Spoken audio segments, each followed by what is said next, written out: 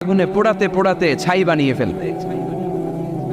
আল্লাহ বলবেন, জিব্রাইল যাও একটু দেখো, একটা মাত্র সেজদা দিয়েছে আমাকে, এরকম কাউরে পাওয়া যায় কিনা। বাটি চালান দিয়ে দেখো পাওয়া যায় কিনা।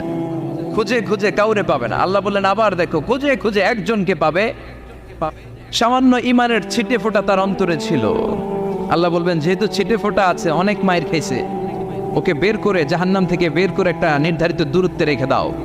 রেখে দেয়া হবে, কিন্তু জাহান্নামের আগুনের লেলিহান শিখাতে তার গা ঝলসে যাবে। সে আল্লাহর ডেকে বলবে, মাবুদ তোমার কাছে আমি কিছু চাই না, জাহান্নাম থেকে তুমি আমাকে বের করেছো, জীবন নদীর পানি তুমি আমার গায়ের মধ্যে ঢেলে দিয়েছো, আমি আবার সজীবতা ফিরে পেয়েছি। আমি তোমার কাছে জান্নাত চাই না, শুধু নিরাপদ একটা দূরত্বে আমাকে রেখে আসো, যাতে জাহান্নামের আগুন আমারে কষ্ট দিতে না পারে। আল্লাহ